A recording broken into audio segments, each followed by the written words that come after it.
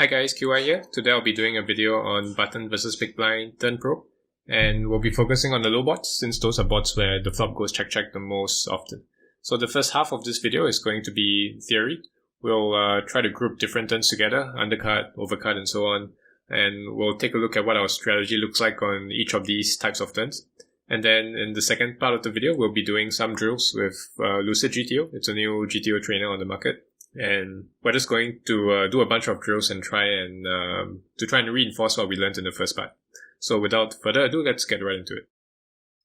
So the first type of turn we're going to look at is the undercut turn.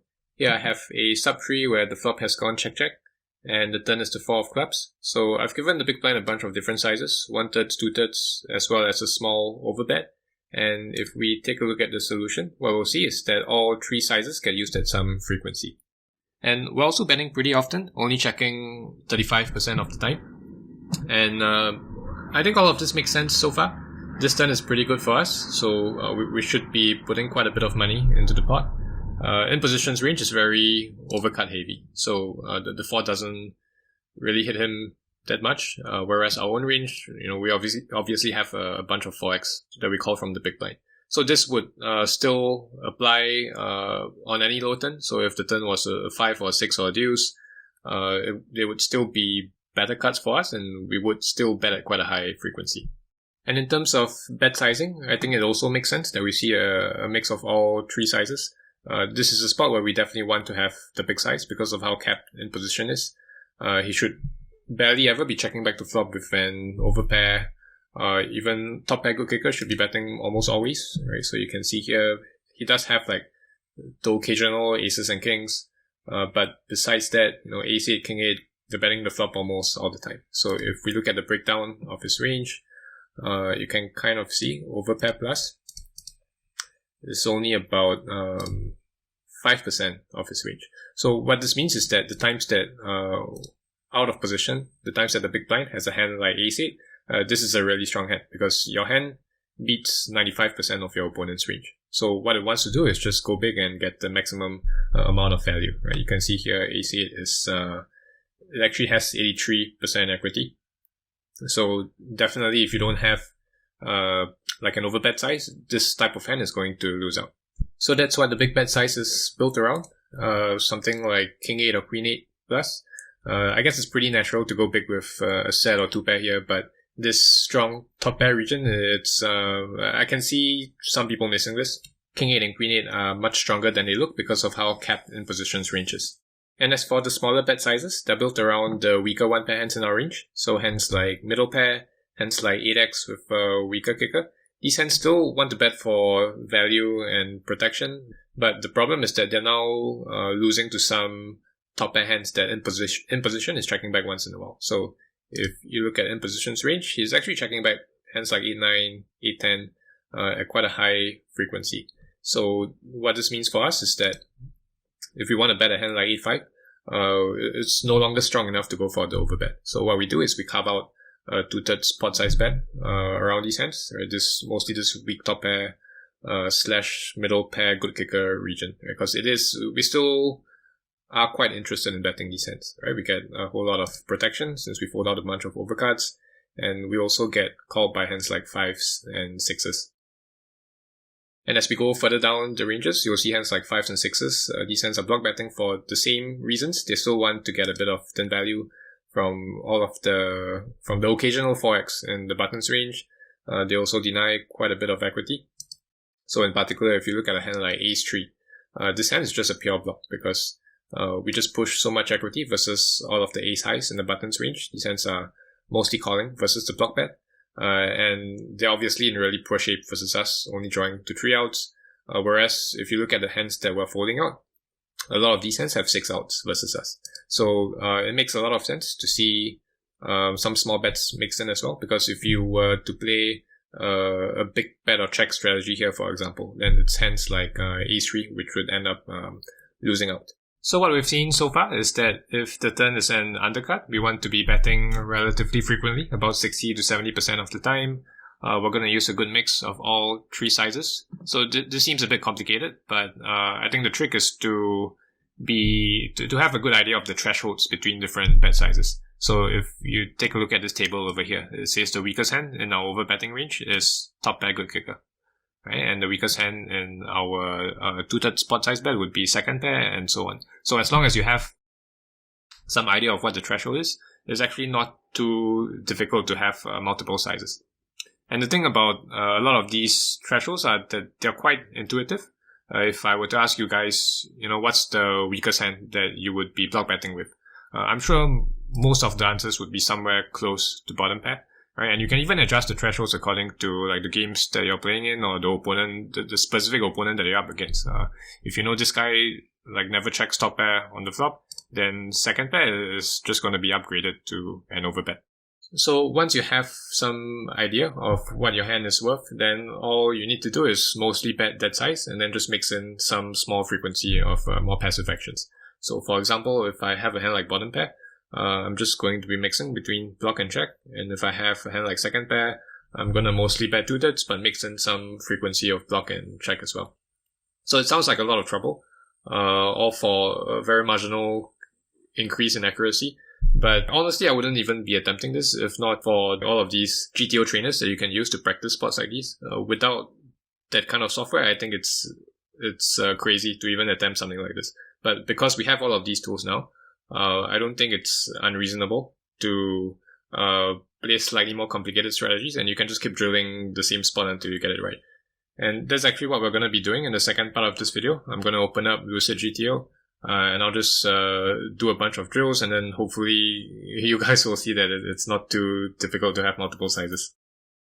So I don't want to turn this into a video about whether it's better to have a single size or multiple sizes, but I can already anticipate the questions in the comment section asking whether it's okay to just simplify to a single two-thirds pot size bet in this example. Right, so I'm just going to say that it's like, to me, it's a bit unnatural to have a single like two-thirds pot size bet because you have like this huge nut advantage and you have a lot of hands that want to go bigger, and at the same time you have a bunch of hands that want to go smaller as well. So yeah, that's the first problem. It's a little bit unnatural, and like the principal thing to do is just to have more sizes. And secondly, even if you let's say if you simplify to a single two-thirds size and you sim it and you see that there's not much EV loss, maybe I guess here you'll be losing maybe like 0.2% of the pot, right? Which seems like a small amount, but to me that's a very pessimistic way of thinking about poker. Like, why are we even like trying to calculate the maximum amount that we might lose when we should really be thinking about like how much more we can win if we have two sizes. So for example, if you were to play against an opponent who's reacting really badly versus like a small bet, right? Maybe he's too passive, he's not raising enough, he's folding a bit too much, right? And he's also, in some cases, he might be calling a bit too much versus the big bet as well, right? Then in this case, if you were to just have a single size, you wouldn't be gaining very much EV versus this opponent at all. But imagine if you have two sizes and you shift more of your strong hands into the big size, and you just leave your small bet size a bit more unprotected. Here, you're just going to be gaining a huge amount of EV versus this opponent, just because of how badly he's reacting to both sizes. So I'm not saying it's a black and white thing. I'm not saying that multiple sizes for sure is better than a single size in a spot like this. But, I've gone back and forth on this a few times myself. And right now, I just think it's worth it to have multiple sizes. But yeah, like I have other friends and like students who just use a single size here as well. I think it's completely fine, right? It's up to you whether you think it's worth the extra complexity. So the next type of turn we're going to look at is the overcard turn. So here we have a relatively straightforward strategy, just block betting about half the time. So we're putting a lot less money into the pot compared to the lower turns, which once again makes sense since these turns are not quite as good for us. And in terms of the bet sizing, you don't really see the bigger sizes much. And the main reason for this is that we no longer have such a distinct nut advantage. Remember previously when the turn was low, we had this huge region of top pair good kicker plus that was good 95% of the time. So it was really important to have this overbet range built around those hands. But now that the turn is an overcard, You can see A7, King 7, they're only worth a block bet now. So even though we do have this region of like sets and 2 pairs, right, these hands, for sure their natural size is to go big. But the thing is, we're block betting with so many of these marginal 1 pair hands that we don't have enough strong hands to go around. Basically, we need some strong hands to protect our marginal hands. And by the time we pull down enough strong hands into our small betting range or into our checking range, there's just no leftover strong hands to bet big with. Right? So the main difference between overcut and undercut turns is that on the undercut turns, we had a big enough nut advantage, right? Hands like A7, King 7, such that there was a surplus of hands, surplus of strong hands left over to bet big, even after we mix in the more passive actions, right? But here, there's just not enough of these hands. So what we end up with is just a high frequency block bet. Most likely Queen X, right? Hands like Queen 10, Queen Jack. The natural size for them is probably 2/3 as well. But again, it's the same idea. We're betting so many hands like weak Queen X, 7X, right? Even hands like 3X and Deuce X that we really sort of forced to pull all of these hands down into the small betting range. Because if we don't do that, then our small betting range is going to face way too much pressure. And then all of a sudden, it's going to become really profitable to bet small and bluff catch versus a raise with hands like Queen 10 and Queen Jack. So we can apply the same concept to ace turns. These are the worst turns in the deck for us because of how ace-X heavy buttons ranges. So if we look at Range Explorer, you can see button has about 30% top pair. So what this means for us is that we are no longer interested in betting hands like flop top pair. Because if you look at hands like King 8 and Queen 8, they actually only have about 60% equity. So that's not, it's not quite enough to even make a very small bet.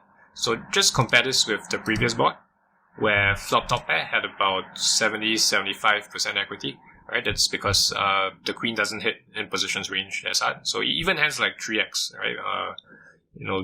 Third pair, fourth pair, they have more than 60% equity, right? So that's the reason why, if we come back to this board over here, we just play a completely polarized strategy. We're not betting hands like 8x, we're not betting hands like weak ace-X as well, since those hands don't need protection. So the times that we do bet is going to be a very strong hand, and therefore we just play big bet or check. So I filled up a couple more rows to this table. On overcut turns, we bet about half the time for a block bet size, and again the reason is that we're betting way too many marginal hands, and therefore our strong hands are kind of forced to bet small as well.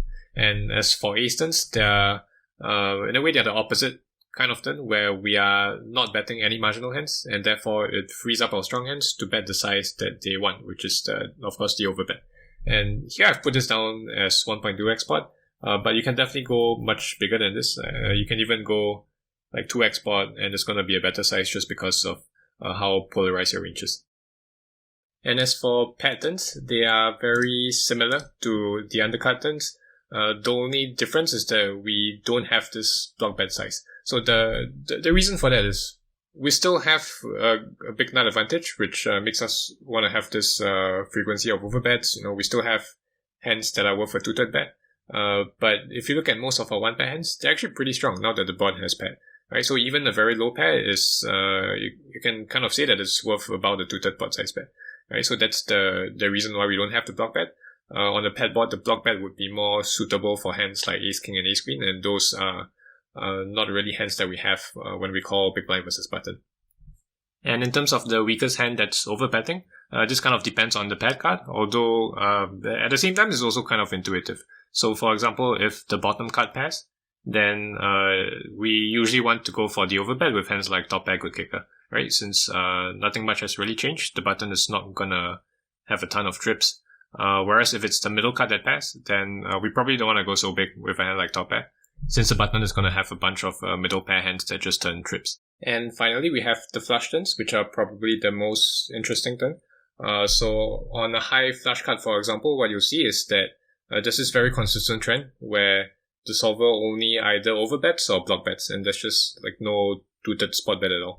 So it seems kind of strange, but makes a lot of sense if you think about it, because if the flush card is high, it usually gives us some advantage in flushes, right? Just because the high turn card is going to block more of the button's high flushes and unblock more of our low flushes. There's a bit of asymmetry in the ranges since we're 3-betting a lot of hands like suited Broadway, whereas the button doesn't have as many low suited hands as us. Right, so that's what the big size is built around. It's built around flushes, of course, and then it turns out that sets and even like 2 pairs with good unblockers, right? So when I say good unblockers, I mean 2 pair hands that don't block top pair, right? Don't block the turn top pair. These hands are actually overbetting at some frequency as well, right? And again, that's because the high flush card on the turn, it blocks enough of in positions flushes for us to be betting a bit bigger with hands like sets and 2 pairs. And then you also have this small frequency of block bets that are built around, once again, flop top pair. As long as the turn is not an ace, you tend to see like some frequency of blocking with these hands because you still gain quite a bit from equity denial, right? There's all of these overcuts without the flush draw that are now almost pure folding. And on top of that, you also push quite a bit of equity versus the weaker hands in your opponent's range. So hands like top pair, flop top pair with the redraw, right? These hands really like betting because they are in pretty good shape versus a lot of the hands that are calling, right? Even like middle pair with nut flush draw, that's going to be blocking at some frequency as well. And if the flush card is low, then our strategy is actually quite similar. The only difference is that we replace the overbet with more standard 2/3 pot size bet. So the reason for this is that if the turn is a low card, now it doesn't block quite as many of our opponent's high flushes, right? It's actually going to block more of our flushes since we have more low suited hands. So because of that, we can we don't really want to build a betting range around flushes or sets specifically. Right, it's I would say the main advantage in the ranges that we have are more of we still have an advantage in sets and 2 pairs, right? But on top of that, we have hands like top pair good kicker that are worth about 2/3 pot size bet, right? So that's the main region of hands that wants to bet the standard size, right? Top pair good kicker plus, and then we also want to have a block pair, right? Once again, built around the more marginal 1 pair hands, hands like second pair, pocket pairs with the flush draw, right? These hands push quite a bit of equity when they're allowed to bet for this small size. So just a couple more examples before we start on the drills. So here we have a turn that is a high flush completing card, and you can see that we're only using the overbet and the block bet, right? So this overbet is built around flushes. Sets are allowed to bet big as well, 3s, 7s, 8s, all going for the big size. And if you look at our 2 pair hands, we actually much prefer having hands like 7-3 as well as 7-8 that unblock King X. So these hands are betting big a bit more often than say King 8 or King 7. And then in terms of the small betting range, that would just be built around hands like flop top pair, right? 8x, Ace 8, Queen 8, right? Especially with a spade, they push quite a bit of equity. You can see our opponent is calling a bunch of hands that are not doing so well versus us, right? Hands like pocket 5s, pocket 4s with the spade, only drawing to 2 outs. And if the turn is a low spade instead, then what we see is a very similar strategy. The only difference is that instead of going overbet plus block, we're going 2/3 plus block. So again, this is because now that the turn is a low spade, it's going to block more of our flushes and less of the button's flushes. So we no longer have this huge advantage at the very top of our range. So instead of like carving out an overbet size around our flushes, we would much rather build a betting range around the unique hands that we do have, like sets, 2 pairs, and strong top pairs. So that's what the 2/3 pot size bet is built around. You can see hands like Ace 8, King 8, they're actually still pretty strong. If you look at how much equity they have, a hand like Ace 8 with the Ace of Spades, it actually has almost the same equity as a set. Right, so it might seem a bit strange, right? How can top pair have the same equity as a set? But this is really because in position is not checking back hands like over pairs and 2 pairs too often. So if he has a hand that beats Ace 8, it's probably gonna beat a set as well, right? So if you have Ace 8 here, it's almost as good as having a set. So that's what the 2/3 pot size bet is built around. Top pair good kicker plus, and then you have the usual block bet as well that's built around hands like 7x, right? Especially hands like 7x with a spade that push quite a bit of equity versus some of the hands in the button's calling range. And with that, we're ready to do a bunch of drills. So here I've opened up Lucid GTO. It's a relatively new GTO trainer. So there's quite a few of these programs on the market now, but what I like about Lucid is that it has its own inbuilt PO solver engine. So even if most of your sims are flop saves only, you can still drill turns and rivers, because what the engine does is it solves the rest of the tree on the fly. So you don't actually need to save the entire tree and upload the entire tree in order to drill the later streets. And if you don't currently own one of these GTO trainers, then I highly recommend getting one. It's one of those things where you don't know what you're missing until you actually start doing it. So for a very long time, I myself had the same problem. I thought it was enough to understand all of these concepts, right? Like the stuff that we went over in the first half of this video. It feels like if you understand these things deeply enough, you should be able to execute a good strategy. But in reality, that's just completely untrue, because execution is a whole different ballgame. So that's why it's so important to have programs like these, just so you have some way of reinforcing all the new things that you're learning. So if you're still not convinced by me, I recommend watching Saulo's video on deliberate practice, because he goes over this whole execution aspect of poker and why it's so important. And to be honest, it really changed the way that I saw the game. Okay, so for this first hand over here, Knight 6-4 turn jack, if you recall, our strategy is to have a block bet or check on overcut, so we're block betting about half the time. And this hand, I would imagine it's just going to check almost always. It doesn't make that much sense to be blocking, and most of the better ace highs are just going to be calling you, so I'm just going to check here, especially when we roll such a low number. Okay, so it's checking 89% of the time. We can just check to see what the overall frequencies are. So this is another feature, nice feature that Lucid GTO has. There's an inbuilt hand replayer, so that you don't have to open up the sim in order to review the hand.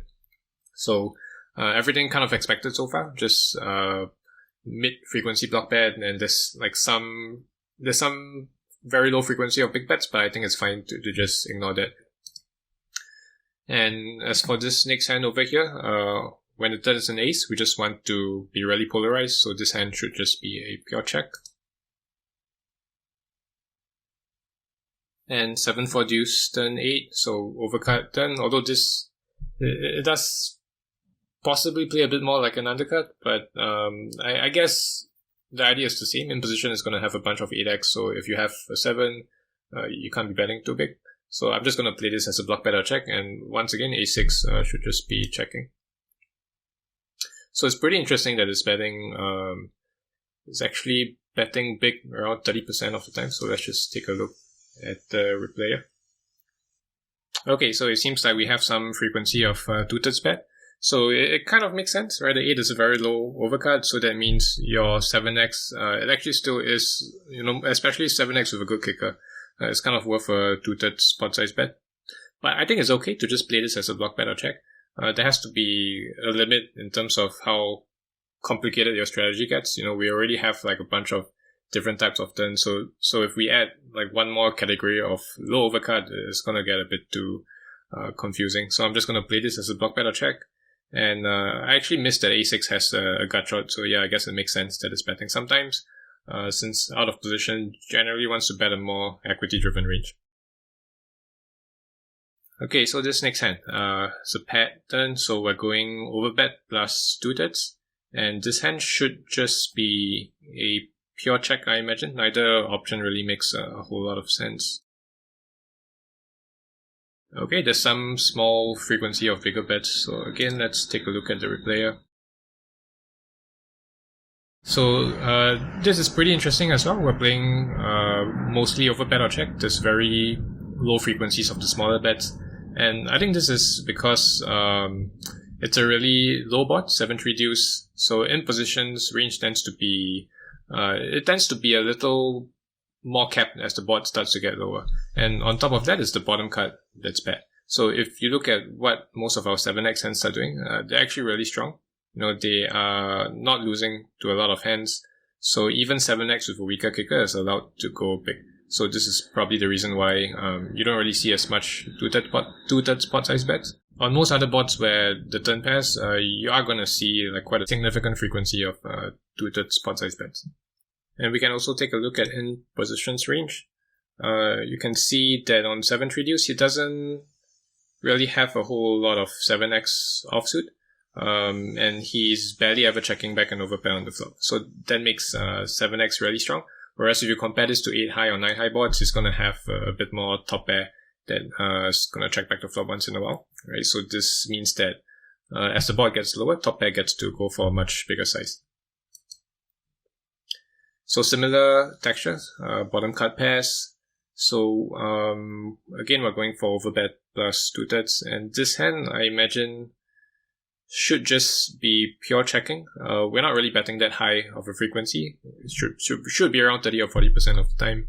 So again, being out of position, we want to bet a more equity-driven range. So this hand should not qualify as a bet. 9-6 turn 8. So we're going to be using a mix of all three sizes.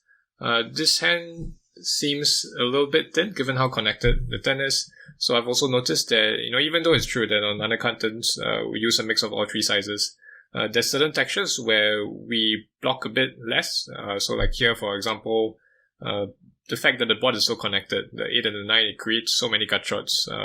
Hence like Jack 10, Queen 10, Queen Jack, they're no longer going to be folding to a small bet. So it just makes me a bit less inclined to block bet a hand like third pair. I guess we could still do it sometimes. When we roll a high number like 88, it's probably pretty close, but I'm just going to check this time. Okay, so it turns out it's just checking almost always. Let's take a look at the replayer. Yeah, so still some frequency of block betting, but not much. And the worst hand that we get to block with seems like it's important to have some kind of equity. So the sense like, I guess we're blocking as thin as 4x, but we need to have some kind of straight draw to go with it. And then a hand like, a hand like a6 should just be checking almost all of the time. The idea is that when the board is more connected, the protection becomes less effective because we no longer get to deny quite as much equity, right? You can see if we bet here, in position has a lot of hands in this region, Jack 10, Jack 9, Queen 10, Queen Jack, and Jack 10, all of these hands are just calling. So it just makes us a bit less inclined to go so thin for value. So 8-5-3 turn queen, we're going to be playing a block bet or check strategy. I haven't really looked at double two-tone turns, not sure how much of a difference it's going to make. My guess would just be that we prefer betting our flush draws and maybe our straight draws would be a bit more passive. More check folding with like gut shots and stuff like that. So if we have Queen 9, it's going to be almost a pure block. And the reason is that this hand is just a bit too strong to check call, and we don't really want to be check raising either. So the only reasonable option would just be to block bet. So I would be quite surprised if this hand was checking like more than, I was going to say 10% of the time, but it turns out we check half the time. Yeah, so this might have something to do with the fact that the turn is double two-tone. We typically don't see this if it's Queen of Clubs or Queen of Hearts, for example. I guess the board is just so dynamic that it makes us want to put less money into the pot. Yeah, but I have looked at like offsuit queens before, and we do bet hands like Queen Jack and Queen 10, Queen 9 almost all the time. So here again, going to be mixing overbet and two-thirds. This hand should just be checking all the time. Okay, so it's actually overbetting at some frequency. So looking at this now, I don't hate my play. This just seems to be some random and relatively low frequency thing. In the sense that this hand class of just two random cards without relevant blockers, it seems to be checking almost always, right? Hands like Queen 8 without a diamond, King 8, King 7. Even two overcuts without the diamond is checking a lot, right? So definitely not going to be a huge mistake. The idea is that we're not betting that often, so it means that we have a quota for bluffs, and if we start betting hands like Queen 8 without the diamond too often, we're just going to exceed that quota. So this next hand, 7-3 deuce turn 9, gonna play it as a block bet or check. So here we have a gut shot. So if I roll like a relatively high number like 60, I'm just gonna be blocking. Yep, so this hand is blocking most of the time. It is mixing in some bigger bet, but again, I'm just gonna ignore that. Like it isn't worth it carving out this very low frequency of bigger bets. So of course, if you don't have the big bet option, this hand is mostly just gonna go into the block bet. So 8-4 deuce turn ace, just checking all the time, playing a very polarized strategy. Same here.